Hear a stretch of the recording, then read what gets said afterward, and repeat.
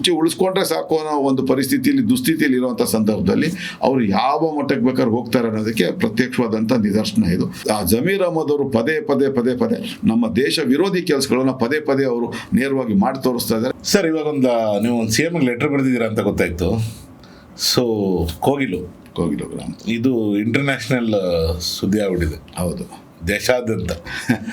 So ಇದು ಏನು letter ಬರೆದಿದ್ದೀರಾ sir ತಾವು? ಇಲ್ಲ, ಅದು ವಾಸ್ತವವಾಗಿ ಏನಿದೆ ಅದನ್ನು ವಾಸ್ತವಾಂಶಗಳನ್ನ ಇಟ್ಕೊಂಡು ನಾನು ಬಹಿರಂಗ ಪತ್ರವನ್ನು ಮುಖ್ಯಮಂತ್ರಿಗಳು ಬರೆದಿರ್ತಕ್ಕಂಥದ್ದು. ಅಲ್ಪಸಂಖ್ಯಾತರ ತುಷ್ಟೀಕರಣ ಯಾವ ಮಟ್ಟಕ್ಕೆ ಹೋಗಿದೆ ಅಂತಂದರೆ ಅಲ್ಲಿರ್ತಕ್ಕಂಥವರು ನಮ್ಮ ದೇಶದವರ ಅಲ್ವಾ ಅನ್ನೋ ಒಂದು ಅದನ್ನು ಇವರು ಪತ್ತೆ ಮಾಡ್ಕೊಳ್ಳೋದಕ್ಕೂ ಅದು ಪತ್ತೆ ಹಚ್ಚಲಿಕ್ಕೂ ಇನ್ನು ತಯಾರಾಗಿಲ್ಲ. ಅಲ್ಲಿ 5 ಎಕರೆಯಷ್ಟು ವಿಸ್ತೀರ್ಣದ ಸ್ವತ್ತು ಅದು ಬೆಂಗಳೂರು ಘನತ್ಯಾಜ್ಯ ನಿರ್ವಹಣೆ ನಿಯಮಿತ ಅಂತ ಏನಿದೆ, Bengaluru solid waste management company limited ಅಂತ ಅವ್ರಿಗೆ ಸೇರಿರ್ತಕ್ಕಂಥ ಜಾಗ. ಅದು ಸುಮಾರು ಇವತ್ತಿನ ಸರ್ಕಾರಿ ಬೆಲೆ 125 ಕೋಟಿ, ಮಾರುಕಟ್ಟೆ ಬೆಲೆ ಅದು 200-250 ಕೋಟಿ ರೂಪಾಯಿ ಆಗುತ್ತೆ. ಪ್ರತಿ ಚದರಡಿಗೆ 12,000 ರೂಪಾಯಿ ಅಷ್ಟು ಹೋಗ್ತಾ ಇರೋವಂಥದ್ದು. ಅಲ್ಲಿ ಕಳೆದ 1 ವರ್ಷದಿಂದ ಈಚೆಗೆ ಇವ್ರು ಹೇಳೋದು, ನಾನು ಮನೆ ನೋಡಿದೆ, ದೃಶ್ಯಗಳು ನೋಡಿದಾಗ ನಾವು 20 ವರ್ಷದಿಂದ ಇದ್ದೀವಿ ಅಂತ. 20 ವರ್ಷದಲ್ಲಿ, ಯಾಕಂದರೆ ಅದ್ರ ಎದುರುಗಡೆನೆ ನಮ್ಮ ತಾಯಿಯವ್ರು ಮಾಡಿರ್ತಕ್ಕಂಥ ಬಡಾವಣೆ ಇರ್ತಕ್ಕಂಥದ್ದು, ಎದುರುದೇನೆ ಬಡಾವಣೆ. ಹಾಗಾಗಿ ಅಲ್ಲಿ ನಮಗೆ ಬೇಸಿಕಲಿ ಕೋಗಿಲಿನಲ್ಲಿ ಅದೇನು ಜಾಗ ಹೇಳ್ತಾ ಇದ್ದಾರೆ ಅದ್ರ ಬಗ್ಗೆ ತುಂಬಾ ಜಾಸ್ತಿ ಮಾಹಿತಿ ಇದೆ. ಈ ಅಧಿಕಾರಿಗಳಿಗಾಗ್ಲಿ, ಕೆಲವೊಂದು ರಾಜಕಾರಣಿಗಳಿಗಾಗ್ಲಿ, ಮಂತ್ರಿಗಳಿಗಾಗ್ಲಿ ಅದಕ್ಕಿಂತ ಜಾಸ್ತಿ ಮಾಹಿತಿ ನಿಮ್ಗೆ. ಎದುರುಗಡೆನೆ ನಾನು ಒಂದು ಗಣೇಶನ ದೇವಸ್ಥಾನ ನಮ್ಮ ತಾಯಿಯವರ ಹೆಸರು ಕಟ್ಸಿದೀನಿ ಕೂಡ. ಅಲ್ಲಿ ಏನಾಗಿದೆ, ಸುಮಾರು ಈ 5 ಎಕರೆಗಳಷ್ಟು ವಿಸ್ತೀರ್ಣದ ಸ್ವತ್ನಲ್ಲಿ ಕಂದಾಯ ಸಚಿವರಾಗಿರ್ತಕ್ಕಂಥ ಕೃಷ್ಣ ಬೈರೇಗೌಡರ ಜೊತೆ ಅತಿ ಆಪ್ತ ವಲಯದಲ್ಲಿರ್ತಕ್ಕಂಥ ವಾಸಿಮಾನ ಒಬ್ಬ ವ್ಯಕ್ತಿ ಸರ್ಕಾರಿ ಸ್ವತ್ನಲ್ಲಿ ನಿವೇಶನಗಳು ಮಾಡಿ ಇವರಿಗೆ ಮಾರಾಟ ಮಾಡೋದು 50,000 1 ಲಕ್ಷ ರೂಪಾಯಿ ಈ ಥರ ತೊಗೊಂಡು ಮಾಡಿರ್ತಕ್ಕಂಥದ್ದು. ಅಲ್ಲಿ 167 ಕುಟುಂಬಗಳು ಅಕ್ರಮವಾಗಿ ಬಂದು ನೆಲೆಸಿರ್ತಕ್ಕಂಥವ್ರು ಸ್ಥಳೀಯ ಇಲ್ಲಿನ ಅಲ್ಪಸಂಖ್ಯಾತರು, ಇಲ್ಲಿನ ಮುಸಲ್ಮಾನರು, ಬೆಂಗಳೂರಿನ ಮೂಲ ನಿವಾಸಿಗಳು ಕೇವಲ ಒಂದು 20-25 ಕುಟುಂಬಗಳು ಮಾತ್ರ. ಇನ್ನು ಮಿಕ್ಕಿದ್ದೆಲ್ಲ ಬಂಗಾಳ, ಪಶ್ಚಿಮ ಬಂಗಾಳದಿಂದ ಬಂದಿರತಕ್ಕಂಥವ್ರು, ಕೇರಳದಿಂದ ಬಂದಿರತಕ್ಕಂಥವ್ರು. ಇನ್ನು 25% ಜನ, ಅಂದರೆ ಸುಮಾರು ಒಂದು 40-50 ಕುಟುಂಬಗಳು ನೇರವಾಗಿ ಅಕ್ರಮ ಬಾಂಗ್ಲಾ ಮುಸುಲ್ಕೋರು ಬಂದಿರತಕ್ಕಂಥದ್ದು ಅಲ್ಲಿರ್ತಕ್ಕಂಥದ್ದು. ಆದರೆ ಇವರು ಪತ್ತೆ ಮಾಡಬೇಕಾಗಿರೋಂಥದ್ದು, ಇವರು ಅಕ್ರಮವಾಗಿ ಕಟ್ಟಡಗಳು ನಿರ್ಮಾಣ ಮಾಡ್ಕೊಂಡಿದ್ದಾರೆ. ಅದಕ್ಕೆ ವಿದ್ಯುತ್ ಶಕ್ತಿ ಸಂಪರ್ಕ ಹೆಂಗೆ ಬಂತು, ಕುಡಿಯೋ ನೀರಿನ ಸಂಪರ್ಕ ಹೆಂಗೆ ಬಂತು ಅನ್ನೋದು ಒಂದು. ಅವರಿಗೆ ಆಧಾರ್ ಕಾರ್ಡ್ಗಳನ್ನು, ರೇಷನ್ ಕಾರ್ಡ್ಗಳನ್ನ, ಮತದಾರರ ಗುರುತಿನ ಚೀಟಿನ ಮಾಡಿಕೊಟ್ಟವ್ರು ಯಾರು ಅನ್ನೋದು ಪತ್ತೆ ಮಾಡಬೇಕಾಗಿತ್ತೆ ಹೊರತು ಅಲ್ಲಿ ಯಾರೋ ಒಬ್ಬರು ಪಿಣರಾಯಿ ವಿಜಯ್ ಅವರು ಅವರ ಮುಂದೆ ನಡೆಯುವಂಥ 4-5 ತಿಂಗಳಲ್ಲಿ ನಡೆಯುವಂಥ ವಿಧಾನಸಭೆ ಚುನಾವಣೆ ದೃಷ್ಟಿಯಲ್ಲಿ ಇಟ್ಕೊಂಡು ಇಲ್ಲಿ ಧ್ವನಿ ಎತ್ತುತ್ತಾರೆ. ಅವರ ಶಾಸಕ ಒಬ್ಬರು ಜಲೀಲನ್ ಅವರೊಬ್ಬರು ಬಂದು ಇಲ್ಲಿ ದೊಡ್ಡ ಮಟ್ಟದ ಸುದ್ದಿಯನ್ನು, ರಾಷ್ಟ್ರ ಮಟ್ಟದ ಸುದ್ದಿಯನ್ನು ಮಾಡ್ತಾರೆ. ಇಲ್ಲಿ ಮಾನವ ಹಕ್ಕುಗಳ ಉಲ್ಲಂಘನೆ ಆಗಿದೆ ಅನ್ನೋ ಒಂದು ಇದು ಮಾಡ್ತಾರೆ. ಆ ನಂತರ ದಿಢೀರ್ ಅಂತ ಅದೇ ಕೇರಳ ರಾಜ್ಯಕ್ಕೆ ಸೇರಿದಂಥವರು AICCಯ ಪ್ರಧಾನ ಕಾರ್ಯದರ್ಶಿಗಳಾಗಿರ್ತಕ್ಕಂಥ, ನಮ್ಮ ರಾಜ್ಯ ಉಸ್ತುವಾರಿಗಳಾಗಿರ್ತಕ್ಕಂಥ ವೇಣುಗೋಪಾಲ್ ಅವರು, ನೀವು ಅವರಿಗೆ ನ್ಯಾಯ ಕೊಡಿಸ್ಬೇಕು ಅಂತ ಅವ್ರು ಹೇಳ್ತಾರೆ ಅಂತಂದ್ರೆ ಅವ್ರು ಯಾರು ಹೇಳೋದಕ್ಕೆ? ಅವರು ಕೇವಲ ಅವ್ರ ಪಕ್ಷ ಸಂಘಟನೆಗೆ ಸಂಬಂಧಪಟ್ಟ ಜವಾಬ್ದಾರಿ ಇರ್ತಕ್ಕಂಥವ್ರು, ಸರ್ಕಾರದಲ್ಲಿ ಜವಾಬ್ದಾರಿ ಇಲ್ಲ. ಅವ್ರು ಶಾಡೋ CM ಕೂಡ ಅಲ್ಲ.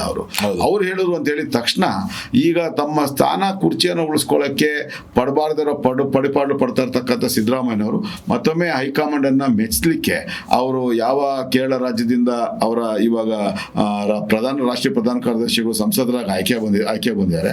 ಆ ಪ್ರಿಯಾಂಕಾ ವಾದ್ರಾ ಅವ್ರನ್ನ ಮೆಚ್ಚಲಿಕ್ಕೆ, ಸೋನಿಯಾ ಗಾಂಧಿ ಅವ್ರನ್ನ ಮೆಚ್ಚಲಿಕ್ಕೆ ವೇಣುಗೋಪಾಲ್ ಅವ್ರ ಮೂಲಕ ಅವ್ರು ಹೇಳಿದ್ ನಾವು ಹೈಕಮಾಂಡ್ ನಡ್ಕೊಂಡ್ವಿ ಅನ್ನೋ ಒಂದೇ ಒಂದು ಕಾರಣಕ್ಕೆ ಇವತ್ತು ಅಲ್ಪಸಂಖ್ಯಾತರು ತುಷ್ಟೀಕರಣ ಮಾಡಿ ಜಮೀರ್ ಅಹಮದ್ ಅವ್ರನ್ನ ಕರೆಸ್ತಾರೆ. ಜಮೀರ್ ಅಹಮದ್ ಅವರು 2 ದಿನದಲ್ಲಿ ನಿಮ್ಗೆ ಶುಭ ಸುದ್ದಿ ಕೊಡ್ತೀವಿ ಅಂತಾರೆ. ಮುಖ್ಯಮಂತ್ರಿಗಳ ನೇತೃತ್ವದಲ್ಲಿ ಮೊನ್ನೆ ದಿವಸ ಸಭೆ ನಡೆಯುತ್ತೆ.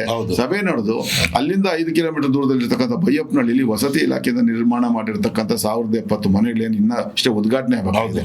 ಅಲ್ಲಿ ಮನೆಗಳನ್ನ ಕೊಡ್ತೀವಿ ಅನ್ನೋ ಒಂದು ಮಾತನ್ನ ಹೇಳೋದ್ರ ಮೂಲಕ ಇವರು ತಮ್ಮ ಸ್ವಾರ್ಥಕ್ಕೋಸ್ಕರ, ತಮ್ಮ ವೋಟ್ ಬ್ಯಾಂಕ್ನ ಗಟ್ಟಿ ಮಾಡಿಸ್ಕೊಳ್ಳೋಕ್ಕೋಸ್ಕರ ಯಾವ ಮಟ್ಟಕ್ಕೆ ಬೇಕಾದ್ರೂ ಹೋಗ್ತಾರೆ.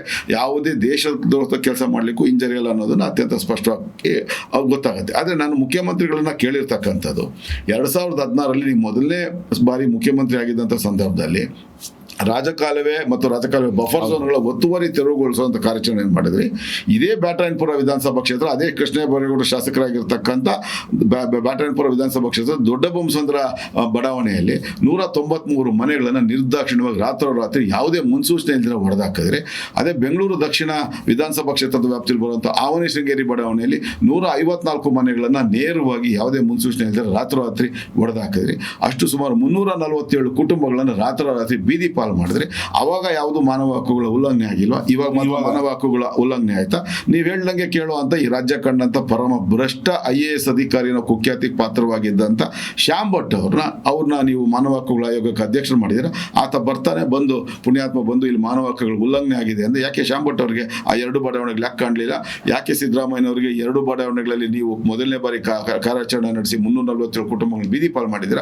ಆ ಕುಟುಂಬಗಳು ಯಾರು ನಿಮ್ಮ ಮನುಷ್ಯರ ತರ ಕಾಣಿಸಿಲ್ಲ? ನಿಮಗೆ ಮತ ಹಾಕಿದವ್ರು ಅವ್ರನ್ನ ಬಿಟ್ಟುಬಿಟ್ಟು ನೀವು ಕೇವಲ ನಿಮ್ಮ ಹೈಕಮಾಂಡ್ನ ಮೆಸ್ಲಿಕ್ಕೆ, ನಿಮ್ಮ ವೋಟ್ ಬ್ಯಾಂಕ್ನ ಗಟ್ಟಿ ಮಾಡ್ಕೊಳ್ಳೋಕ್ಕೆ ಅಂತ ಹೇಳಿ ಇವತ್ತು 167 ಕುಟುಂಬಗಳಿಗೆ ಮನೆಗಳನ್ನ ಕೊಡ್ತೀವಿ ಅಂತ ಘೋಷಣೆ ಮಾಡಿದ್ರೆ ಇದು ನಿಜಕ್ಕೂ ಸಂವಿಧಾನ ಬಾಹಿರ ಕಾರ್ಯ. ಇದರ ವಿರುದ್ಧ ನಾವು ಸಾರ್ವಜನಿಕ ಹಿತಾಸಕ್ತಿ ಮೊಕದ್ದಮೆ ಮಾಡ್ತೀವಿ. ಆದರೆ ಉತ್ತರ ಕೊಡಬೇಕಾಗಿರ್ತಕ್ಕಂಥ ಸಿದ್ದರಾಮಯ್ಯ ನೀವು ಕೊಡೋದಾದ್ರೆ ಮೊದಲು ಅವ್ರಿಗೆ ಕೊಡ್ರಿ, ಆಮೇಲೆ ಇವರ ಮೂಲ ಯಾವುದು ಅಂತ ಪತ್ತೆ ಹಚ್ಚಿ. ನೀವು ಅಕ್ರಮ ಬಾಂಗ್ಲಾ ನುಸುಳುಕೋರನ್ನ ನೀವು ಇಲ್ಲಿನ ನಾಗರಿಕರು ಅಂತ ಬಿಂಬಿಸ್ಕೊಂಡು ಅವ್ರನ್ನ ಮೆಚ್ಚಲಿಕ್ಕೆ, ಅಲ್ಪಸಂಖ್ಯಾತರ ಮತಗಳನ್ನು ಗಟ್ಟಿ ಮಾಡ್ಕೊಳ್ಳೋದಕ್ಕೆ ನೀವು ಯಾರು ಅವರ ಮೂಲ, ಅವ್ರು ಯಾರು, ಎಲ್ಲಿಂದ ಬಂದರು, ಅವರಿಗೆ ಎಲ್ಲ ಭಾರತೀಯ ನಾಗರಿಕರು ಸಿಗಬೇಕಾಗಿರ್ತಕ್ಕಂಥ ಮೂಲಭೂತ ಸೌಕರ್ಯಗಳನ್ನು ಕಲ್ಪಿಸ್ಕೊಟ್ಟಂಥವ್ರು ಯಾರು, ಪಡಿತರ ಚೀಟಿಗಳು ಮಾಡಿಕೊಟ್ಟವ್ರು ಯಾರು, ವೋಟರ್ ಇದು ಕಾರ್ಡ್ಗಳು ಮಾಡಿಕೊಟ್ಟವ್ರು ಯಾರು, ಆಧಾರ್ ಕಾರ್ಡ್ ಮಾಡಿಕೊಟ್ಟರು, ಅದನ್ನು ಪತ್ತೆ ಹಚ್ಚಿ ಅವ್ರ ವಿರುದ್ಧ ಕ್ರಮ ತಗೋಬೇಕು. ಅವರಿಗೆ ವಿದ್ಯುತ್ ಸಂಪರ್ಕ, ಕುಡಿಯೋ ನೀರು ಸಂಪರ್ಕ ಕೊಟ್ಟಂಥ ಜಲಮಂಡಳಿ ಮತ್ತು ಬೆಸ್ಕಾಂ ಅಧಿಕಾರಿಗಳ ವಿರುದ್ಧ ಕ್ರಮ ತಗೋಬೇಕು.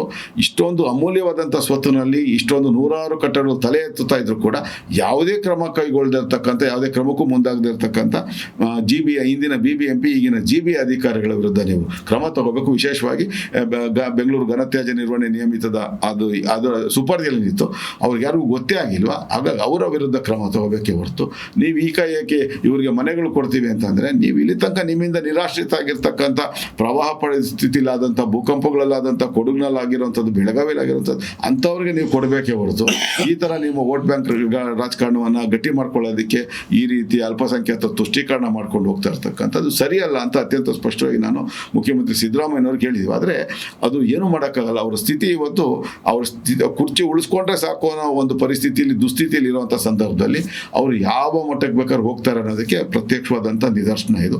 ಆದರೆ ಅವರು ನಿಜಕ್ಕೂ ಮನುಷ್ಯತ್ವ ಇದ್ರೆ, ನಿಜಕ್ಕೂ ಕನ್ನಡಿಗರಾಗಿದ್ರೆ, ಇಲ್ಲಿನ ಮೂಲ ನಿವಾಸಿಗಳು ಏನು ಇವತ್ತು ನಿವೇಶನಗಳನ್ನು ಕಳ್ಕೊಂಡು, ಕಟ್ಟಡಗಳನ್ನು ಕಳ್ಕೊಂಡು ಬೀದಿ ಪಾಲಾಗಿದ್ದಾರೆ, ಪ್ರವಾಹದಲ್ಲಿರ್ಬೋದು, ಪ್ರಾಕೃತಿಕ ವೈಕೋಪದಲ್ಲಿರ್ಬೋದು, ಅಥವಾ ನೀವೇ ನಡೆಸಿದಂಥ ಕಾರ್ಯಾಚರಣೆಗಳಲ್ಲಿ ಬೆಂಗಳೂರು ಮಹಾನಗರದಲ್ಲಿ ನಾನು ಹೇಳಿದಾಗೆ 347 ಕುಟುಂಬಗಳು ಏನು ಮಾಡಿತ್ತು ನಿಮಗೆ? ಮೊದಲು ಅವ್ರಿಗೆ ಘೋಷಣೆ ಮಾಡಿ, ಆ ನಂತರ ಈ 167 ಕುಟುಂಬದಲ್ಲಿ ಯಾರು ನಿಜವಾಗ್ಲೂ ಬೆಂಗಳೂರಿನ ನಾಗರಿಕರು, ಮೂಲ ನಿವಾಸಿಗಳು, ಅವ್ರನ್ನ ಪತ್ತೆ ಹಚ್ಚಿ ನೀವು ಅವರು ಕೊಡಬೇಕೇ ಹೊರತು ಏಕಾಏಕಿ ಎಲ್ಲ ಅಲ್ಲಿರ್ತಕ್ಕಂಥ ಎಲ್ಲ ಅಲ್ಪಸಂಖ್ಯಾತರಿಗೆ ಕೊಡ್ತೀವಿ ಅಂತ ಹೇಳೋದ್ರ ಮೂಲಕ ನೀವು ತುಂಬ ದೊಡ್ಡ ತಪ್ಪನ್ನು ಮಾಡಿದ್ದೀರ. ಪಿಣರಾಯಿ ವಿಜಯ್ ಅವರು ಅವರ ರಾಜಕಾರಣವನ್ನ ಇವತ್ತು ಅವರ ಸಮೀಕ್ಷೆಗಳು ಅವ್ರ ವಿರುದ್ಧವಾಗಿರೋದ್ರಿಂದ ಅಲ್ಲಿನ ಅಲ್ಪಸಂಖ್ಯಾತ ಎನ್ಕರೇಜ್ ಮಾಡ್ಕೊಂತಾ ಇದ್ದಾರೆ. ಹೌದು, ಅಲ್ಲಿನ ಅಲ್ಪಸಂಖ್ಯಾತರ ಮನಸ್ಸನ್ನ ಗೆಲ್ಲಿಲಿಕ್ಕೆ ನಮ್ಮ ಮುಖ್ಯಮಂತ್ರಿಗಳು ಇದ್ದಾರೆ, ನಮ್ಮ ಪರವಾಗಿದ್ದಾರೆ ಅನ್ನೋ ಒಂದು ಆ ಮೂಲಕ ಮತ್ತೊಮ್ಮೆ ನೀವು ಅಧಿಕಾರ ಹಿಡಿಬೇಕನ್ನೋ ಕೆಲಸದಿಂದ ಪಿಣರಾಯಿ ವಿಜಯ್ ಅವರು ಮಾಡಿದ್ರೆ, ಇನ್ನೊಂದು ಪಾಕಿಸ್ತಾನದಲ್ಲಿ ಇದ್ರ ಬಗ್ಗೆ ಧ್ವನಿ ಎತ್ತಿದ್ರೆ ನೀವು ಉತ್ತರ ಕೊಡುವಂತ ರೀತಿ, ಅಲ್ಲಿ ಸ್ವಾತಂತ್ರ್ಯ ಬಂದ ನಂತರ 1947 ಆಗಸ್ಟ್ 18ನೇ ತಾರೀಕು, ಆಗಸ್ಟ್ 18ನೇ ತಾರೀಕು ಬಂದಂತ, ಇದು 15ನೇ ತಾರೀಕು ಸ್ವಾತಂತ್ರ್ಯ ಬರುತ್ತೆ, 18ನೇ ತಾರೀಕು ಬಂದಂತದ್ದು ಏನು ಟ್ರೈನ್ಗಳಲ್ಲಿ 20-25 ಲಕ್ಷ ಒಂದು ನಮ್ಮ ಅಲ್ಲಿನ ಮಾನವಮ ಆಯಿತು, ಸಿಂಧಿಗಳು ಮತ್ತು ಹಿಂದೂಗಳದು. ಅದಕ್ಕೆ ಸಂಬಂಧಪಟ್ಟಾಗ ಆಗ 13% ಅಷ್ಟು ಇದ್ದಂಥ ಹಿಂದೂಗಳ ಸಂಖ್ಯೆ ಈಗ ಕೇವಲ 1% ಇಳಿದಿದೆ. ಅದೇನಾಯಿತು ಅನ್ನೋದು ಉತ್ತರ ಅವರು ಕೊಡಬೇಕೇ ಹೊರತು ಅದು ಬಿಟ್ಬಿಟ್ಟು ಪಾಕಿಸ್ತಾನದವ್ರು ಯಾರೋ ಏನೋ ಹೇಳ್ತಾರೆ ಅವರ ಬೆಳೆ ಬೇಯಿಸ್ಕೊಳ್ಳೋಕ್ಕೆ ಅಂತೇಳಿ ಅದಕ್ಕೆ ನೀವು ಮಹತ್ವವನ್ನು ಕೊಡುವಂಥದ್ದು, ಪಿಣರಾಯಿ ವಿಜಯ್ ಅವರು ಅದಕ್ಕೆ ಮಹತ್ವವನ್ನು ಕೊಡುವಂಥದ್ದು, ನಿಮ್ಮ ಪಕ್ಷದ ಸಂಘಟನೆ ಜವಾಬ್ದಾರಿ ಇರ್ತಿರ್ತಕ್ಕಂಥ ವೇಣುಗೋಪಾಲ್ ಕೇಳಕ್ಕೆ ಸೀಮಿತವಾಗಿರಬೇಕು, ಅವ್ರು ಹೇಳಿದ್ರು ಅಂತೇಳಿ ಶಿರಸಾವಹಿಸಿ ಪಾಲಿಸುವಂಥದ್ದು ಗುಲಾಮಗಿರಿಯ ಸಂಕೇತನೇ ಅನ್ನೋದಿಲ್ಲ, ಬೇರೆ ಏನೂ ಅಲ್ಲ. ಹಾಗಾಗಿ ಸಿದ್ದರಾಮಯ್ಯವರು ಮಾಡಿರ್ತಕ್ಕಂಥದ್ದು ತುಂಬ ದೊಡ್ಡ ತಪ್ಪು. ಜಮೀರ್ ಅಹಮದ್ ಅವರು ಪದೇ ನಮ್ಮ ದೇಶ ವಿರೋಧಿ ಕೆಲಸಗಳನ್ನ ಪದೇ ಅವರು ನೇರವಾಗಿ ಮಾಡಿ ತೋರಿಸ್ತಾ ಇದ್ದಾರೆ. ಈಗಾಗಲೇ 3-4 ಪ್ರಕರಣಗಳು ಅವ್ರಿಗೆ ಬುದ್ಧಿ ಕಲಿಸುವಂಥ ಕೆಲಸವನ್ನು ಮಾಡಿದ್ವಿ ಕಾನೂನು ಹೋರಾಟದಲ್ಲಿ. ಈ ಒಂದು ಪ್ರಕರಣದಲ್ಲಿ ಕೂಡ ನಾನು ವೈಯಕ್ತಿಕವಾಗಿ ಒಬ್ಬ ಹೋರಾಟಗಾರನಾಗಿ ಮುಖ್ಯಮಂತ್ರಿ ಸಿದ್ದರಾಮಯ್ಯನವರು ಇವರಿಗೆ ಮನೆ ಪತ್ರ ಹಂಚಿಕೆ ಮಾಡಿದ ಮರು ಕ್ಷಣ ಅವರ ವಿರುದ್ಧ ನಾನು ಸಾರ್ವಜನಿಕ ಹಿತಾಸಕ್ತಿ 100ಕ್ಕೆ 100 ದಾಖಲು ಮಾಡ್ತಾ ಇದ್ದೀನಿ. ನೀವು ಕ್ರಮ ತಗೊಳ್ಬೇಕಾಗಿರ್ತಕ್ಕಂಥದ್ದು, ಅಧಿಕಾರಿಗಳು ಆ ಸ್ವತ್ತಿನಲ್ಲಿ ಕಟ್ತಾ ಇದ್ರು ಕೂಡ, ಅಕ್ರಮ ಕಟ್ಟಡಗಳು ತಲೆ ಎತ್ತುತ್ತಾ ಇದ್ರು ಕೂಡ ಸುಮ್ಮನೆ ಇದ್ರಲ್ಲ, ಅವ್ರ ವಿರುದ್ಧ ಕ್ರಮ ತಗೋಬೇಕು. ಅಕ್ರಮ ಸಂಪರ್ಕಗಳು ಕೊಟ್ಟಿರ್ತಕ್ಕಂಥ ಬೆಸ್ಕಾಮು ಮತ್ತು BWSSB ಅಧಿಕಾರಿಗಳ ವಿರುದ್ಧ ಕ್ರಮ ತಗೋಬೇಕು ಹೊರತು ನೀವು ಅವ್ರಿಗೆ ನೀವು ಈ ರೀತಿ ಅವ್ರು ಈ ಉತ್ತೇಜನ ಆಗ್ತಾರೆ, ಇನ್ನೊಂದು ಕಡೆ ಇನ್ನೊಂದಷ್ಟು ಜನ ಸ್ಲಮ್ ರೀತಿಯಲ್ಲಿ ಬರ್ತಾರೆ, ಇನ್ನೊಂದು 100 ಜನ ಬರ್ತಾರೆ, ನಾವು ಕೆಡವಲೇಬೇಕಾಗತ್ತೆ. ಕೆಡೋದಾಗ ತಿರ್ಗ ಅವರು ಮನೆಗಳನ್ನ ಎಷ್ಟು ಅಂತ ಕಟ್ಕೊಂಡು ಹೋಗ್ತೀರಾ, ಎಷ್ಟು ಅಂತ ಕೊಟ್ಕೊಂಡು ಹೋಗ್ತೀರಾ ನೀವು. ಹಾಗಾಗಿ ಇದು ನೀವು ಮಾಡ್ತಾ ಇರ್ತಕ್ಕಂಥದ್ದು ತುಂಬ ತಪ್ಪು. ನೀವು ಇವತ್ತು ಮಾಡಕ್ಕೆ ಕೊಟ್ಟಿರ್ತಕ್ಕಂಥ ಅದರ ಪರಿಣಾಮ ಮುಂದೆ ದೊಡ್ಡ ಮಟ್ಟದ ಸಾಮಾಜಿಕ ಸಮಸ್ಯೆಯಾಗಿ, ಸಾಮಾಜಿಕ ಪಿಡುಗಾಗಿ ಪರಿಣಮಿಸುತ್ತೆ. ಬೆಂಗಳೂರು ಮಹಾನಗರ ಇನ್ನೊಂದು ಕೋಲ್ಕತ್ತಾ, ಇನ್ನೊಂದು ಪಶ್ಚಿಮ ಬಂಗಾಳ ಮಾಡುವಂಥ ನಿಟ್ಟಿನಲ್ಲಿ ನೀವು ಮುಂದುವರಿತಾ ಇದ್ದೀರಾ ಅಂತ ನೇರವಾಗಿ ಅವರಿಗೆ ನಾನು ಎಚ್ಚರಿಕೆ ಕೊಡೋಕೆ ಇಷ್ಟಪಡ್ತೀನಿ. ಸರ್, ಇಲ್ಲಿ ಸ್ಥಳೀಯ ಶಾಸಕರಾಗಲಿ ಮತ್ತು ಸ್ಥಳೀಯ ಶಾಸಕರೇ ಪರವಾಗಿ ಮತ್ತೆ ಅವರ ಬೇನಾಮಿನ ಯಾರೋ ಹೇಳಿದ್ರು ವಾಸಿಮ್ ಅಂತ ಅವರು ಲೆವಿಟ್ ಮಾಡಿದ್ದಾರೆ ಅಂತಂದ್ರೆ ಅದು ಕೃಷ್ಣ ಬೈರೇಗೌಡರು ಗೊತ್ತಿರ್ಲಿಲ್ವ ಸರ್? ಇಷ್ಟು 100% ಗೊತ್ತು. ಈ ಕೃಷ್ಣ ಬೈರೇಗೌಡ ಸ್ವತಃ ಸರ್ಕಾರಿ ನೆಲೆಗಳರು, ಏನದ್ರಲ್ಲಿ ಅನುಮಾನನೇ ಬೇಡ. ಇಲ್ಲಿಂದ ಕೂಗಳ್ತೆ ದೂರದಲ್ಲಿ ಕೂಡುಗ್ಲಟ್ಟಿ ಅಂತ ಇದೆ, ಕೂಡುಗ್ಲಟ್ಟಿ ಗ್ರಾಮ ಹುಣಸ್ಮಾರ್ನಹಳ್ಳಿ ತಾಲೂಕ್ ಪಂಚಾಯತಿ ವ್ಯಾಪ್ತಿಗೆ ಸೇರುವಂಥದ್ದು. ಇವರ ಬಲಗೈ ಬಂಟ ಶ್ರೀನಿವಾಸ್ ಅಂತ, ಅವರ ಶ್ರೀಮತಿಯವರು ಸುಜಾತ ಶ್ರೀನಿವಾಸ್ ಅವರು ತಾಲೂಕ್ ಪಂಚಾಯತಿ ಮೆಂಬರ್ ಆಗಿದ್ರು. ಆ ಕೂಡುಗ್ಲಟ್ಟಿ ಗ್ರಾಮದಲ್ಲಿ 22 ಎಕರೆ 30 ಗುಂಟೆ ಸರ್ಕಾರಿ ಸ್ವತ್ತಿಗೆ ಬೇಲಿ ಹಾಕೊಂಡಿದ್ದ. ನನ್ನ ದೂರಿನ ಆಧರಿಸಿ ಉಚ್ಚ ನ್ಯಾಯಾಲಯದ ಆದೇಶದ ಮೇಲೆ BMTF ಹೋಗಿ ಅದನ್ನು ತನ್ನ ವಶಕ್ಕೆ, ಜಿಲ್ಲಾಡಳಿತ ವಶಕ್ಕೆ ತಗೊಂಡು ಆ ಮೂಲಕ ಸುಮಾರು 450-500 ಕೋಟಿ ರೂಪಾಯಿ ಬೆಲೆ ಬಾಳುವಂಥ ಸರ್ಕಾರಿ ಸ್ವತ್ತು ವಾಪಸ್ ಬಂತು. ಇನ್ನೊಂದು ಅದೇ ಸಿಂಗಾಪುರ ಗ್ರಾಮ ಅಂತ ಇದೆ, ಬ್ಯಾಟರ್ ವಿಧಾನಸಭಾ ಕ್ಷೇತ್ರದಲ್ಲಿ. ಸಿಂಗಾಪುರ ಕೆರೆ ಅಂತಂದ್ರೆ ಅಲ್ಲಿ ಸಿದ್ದನಾಯಕ ಅಂತ ಹೇಳಿ 1547ರಲ್ಲಿ ಅದನ್ನು ಆ ಕೆರೆಯನ್ನು ನಿರ್ಮಾಣ ಮಾಡಿರ್ತಕ್ಕಂಥದ್ದು. 247 ಎಕರೆ ವಿಸ್ತೀರ್ಣದ ಕೆರೆ, 2 ಎಕರೆ ಕೂಡ ಇಲ್ಲ ಇವತ್ತು. ಸಂಪೂರ್ಣ ಇವರ ಅನುಯಾಯಿಗಳು, ಇವರ ಸಹೋದರ ಚೌಡೇಗೌಡರ ಜೊತೆಗಿರ್ತಕ್ಕಂಥವ್ರು ಸೇರಿದಂಗೆ, ಇವ್ರ ಜೊತೆಗಿರ್ತಕ್ಕಂಥವ್ರು ಸೇರಿದಂಗೆ ಬಹಳಷ್ಟು ಜನ ಇವತ್ತು 247 ಎಕರೆನಲ್ಲಿ 1 ಅಡಿ ಕೂಡ ಬಿಡದಿರ ಅಲ್ಲಿ ಶಾಸನ ಮಾತ್ರ ಇದೆ. 247 ಎಕರೆ ಕೆರೆ ಅನ್ನೋದನ್ನ 1547ರಲ್ಲಿ ಪ್ರಾರಂಭ ಮಾಡಿದ್ದ ಸಿದ್ದನಾಯಕನ ಒಂದು ಶಾಸನ ಇದೆ ಬಿಟ್ರೆ ಮಿಕ್ಕಿದ ಅದಕ್ಕೆ ಸಂಬಂಧಪಟ್ಟ ಯಾವುದೇ ಕೂರು ಇಲ್ದಂಗೆ ನುಂಗಿ ನೀರು ಕೊಡ್ಬಿಟ್ಟಿದ್ದಾರೆ. ಇವರು ಶಾಸಕರಾಗಿ ಆಯ್ಕೆಯಾಗಿ ಮೊದಲನೇ ಅವಧಿಯಲ್ಲಿ ಆ ರೀತಿ ಆಗಿರ್ತಕ್ಕಂಥದ್ದು.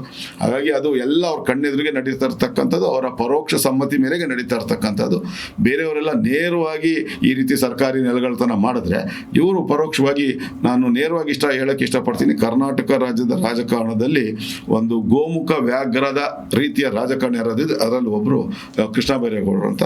ಯಾವ ಟ್ವಿನ್ ಟವರ್ಸ್ ಅಂತ ಏನಿದೆ ಒಂದು ಸುದ್ದಿವಾಹಿನಿಯಲ್ಲಿ ಇವತ್ತಿಗೂ ಅದನ್ನು ತೋರಿಸ್ತಾರೆ, ಹೆಬ್ಬಾಳಕೆರೆಗೆ ಹೊಂದ್ಕೊಂಡಂತ ಲೇಕ್ ಸೈಡ್ ಹ್ಯಾಬಿಟೇಟ್ ಅಂತ ಅದಕ್ಕೆ ಕರೀತಾರೆ. ಅದರಲ್ಲಿ 54-57ನೇ ನಂಬರ್ ಫ್ಲಾಟ್ ಯಾಕೆ ಬಂತು ನಿಮ್ಮ ಶ್ರೀಮತಿ ಮೀನಾಕ್ಷಿ ಅಯ್ಯರ್ಗೆ ಅಂತ ಇಲ್ಲಿ ತನಕ ಉತ್ತರ ಕೊಟ್ಟಿಲ್ಲ. ಯಾಕಂದ್ರೆ ಅಲ್ಲಿ BBMP ರಸ್ತೆಯನ್ನ, ಅದ್ರ ಪಕ್ಕದಲ್ಲೇ ಇವ್ರ ಮನೆಯನ್ನು ಕೂಡ ಇರ್ಬೋದು. ಹೌದು, ಅದರ BBMP ರಸ್ತೆಯನ್ನ 43,000 ಚದರಡಿ ವಿಸ್ತೀರ್ಣದ BMP ರಸ್ತೆಯನ್ನ ಕಬಳಿಸಿ ಆ ಒಂದು ನಿರ್ಮಾಣವನ್ನು ಕಾಂಪೌಂಡ್ ಹಾಕೊಂಡಿರ್ತಕ್ಕಂಥದ್ದು. ಹೆಚ್ಚಿನ ವಿಡಿಯೋಗಳಿಗೆ ಪ್ರತಿಧ್ವನಿ ಯೂಟ್ಯೂಬ್ ಚಾನೆಲ್ ಸಬ್ಸ್ಕ್ರೈಬ್ ಮಾಡಿ, ಬೆಲ್ ಐಕಾನ್ ಕ್ಲಿಕ್ ಮಾಡಿ.